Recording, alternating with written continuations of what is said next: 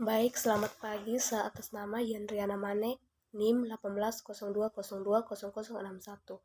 Saya mau mempresentasikan teori tentang komunikasi yang efektif, efektivitas komunikasi. Pentingnya komunikasi efektif di dalam suatu organisasi. Manusia di dalam kehidupannya harus berkomunikasi, artinya memerlukan orang lain dan membutuhkan kelompok atau masyarakat untuk saling berinteraksi. Hal ini merupakan suatu hakikat bahwa sebagian besar pribadi manusia terbukti dari hasil integrasi sosial dengan sesama dalam kelompok dan masyarakat. Secara umum, komunikasi itu sendiri dapat diberikan sebagai proses pertukaran informasi yang bertujuan untuk mencapai pemahaman yang sama. Pada prosesnya, komunikasi merupakan bank yang penting dalam pembelajaran. Implikasinya di kelas dapat berupa partisipasi siswa, semisal mengangkat tangan menanggapi pernyataan guru atau mengajukan pertanyaan. Akan tetapi, masih dapat kita jumpai adanya ungkapan miskomunikasi dalam kehidupan kita yang dapat berakibat buruk atau bahkan fatal. Salah satu hal yang menyebabkan banyak orang berselisih paham adalah karena kurangnya komunikasi. Komunikasi terkadang menjadi hal yang disepelekan, padahal kesalahan dalam komunikasi dapat menimbulkan sebuah permasalahan yang runyam dalam relasi dua atau lebih orang. Beberapa faktor dapat disebutkan mengapa hal ini bisa terjadi, akan tetapi hal paling mendasar yang dapat menjadi alasan utamanya adalah adanya perbedaan pemahaman antar beberapa individu yang hidup pada kultur yang berbeda. Komunikasi yang efektif. Semua orang dapat berkomunikasi dengan cara masing-masing, akan tetapi tidak semuanya mampu berkomunikasi secara efektif. Lalu, apa itu komunikasi yang efektif?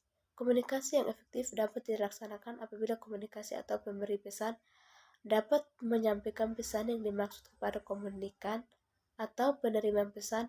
Selain itu, komunikasi yang efektif juga bertujuan supaya informasi yang disampaikan dapat menimbulkan feedback dari komunikan. Karena alasan-alasan tersebut, maka proses komunikasi yang efektif haruslah dilakukan dengan menggunakan bahasa yang jelas dan dapat dipahami oleh orang lain. Pada dasarnya, komunikasi di dalam organisasi terbagi menjadi 3 bentuk. Yang pertama, komunikasi vertikal. Bentuk komunikasi ini merupakan bentuk komunikasi yang terjadi dari atas ke bawah dan sebaliknya.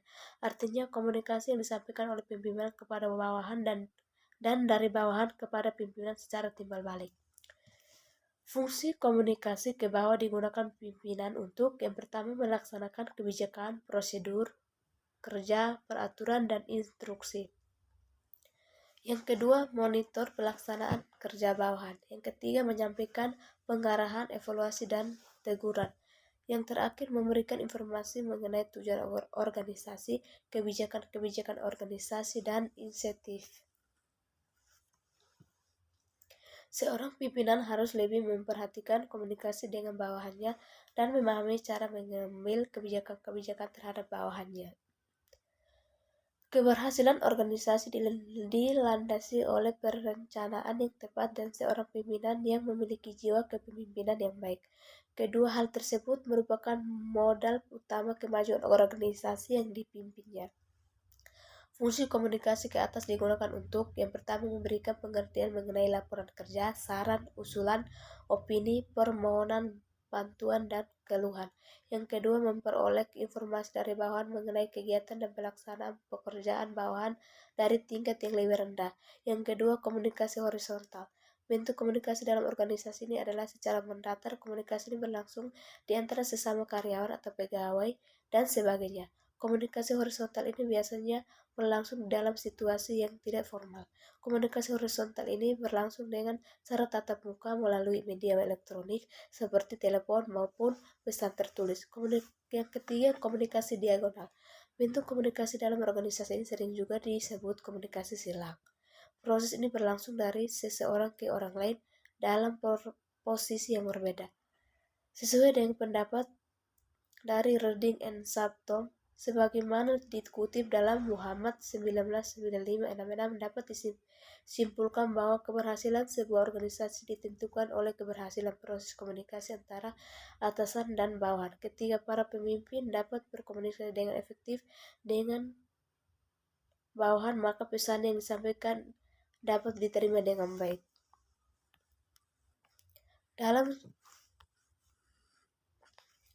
organisasi, komunikasi yang efektif memiliki peranan penting, yaitu satu, meningkatkan produktivitas. Komunikasi yang efektif di tempat kerja yang paling penting bagi keberhasilan sebuah perusahaan. Setiap perusahaan memiliki seperangkat tujuan yang jelas. Yang kedua, menyelesaikan konflik. Jika sebuah perusahaan menghadapi masalah, krisis, dan konflik akibat antara karyawan menyebabkan penundukan pekerjaan sehari-hari. Hal ini menyebabkan pemborosan sumber daya dan menurunkan produktivitas kerja secara keseluruhan. Yang ketiga, mengembangkan kualitas karyawan. Lingkungan kerja yang ramah memberikan kesempatan dan dorongan pada karyawan untuk mengungkapkan ide-ide, memberikan umpan balik, memotivasi karyawan untuk bekerja lebih baik.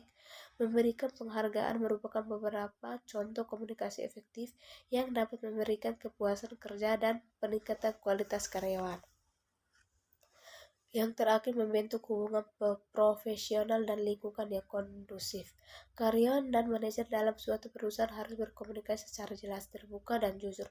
Manajer harus membangun hubungan kerja yang menyenangkan sehingga karyawan tidak ragu untuk menyelesaikan pekerjaan dan membentuk hubungan yang baik. Hal ini memberi karyawan merasa pulih dan dihargai serta memberikan dorongan loyalitas terhadap perusahaan. Komunikasi yang efektif beberapa penting dalam penyampaian informasi yang harus diketahui oleh setiap karyawan atau pegawai. Informasi tersebut berupa instruksi kerja, target dari organisasi tersebut, pesan yang harus dijalankan oleh masing-masing karyawan atau pegawai, sampai masalah-masalah yang sedang dihadapi oleh masing-masing karyawan atau pegawai. Dengan demikian, komunikasi yang efektif memiliki peranan penting dalam sebuah organisasi. Dari komunikasi yang efektif akan menciptakan hasil yang selaras dan tercapai target atau visi dan misi dari organisasi tersebut. Sekian dan terima kasih hasil presentasi saya.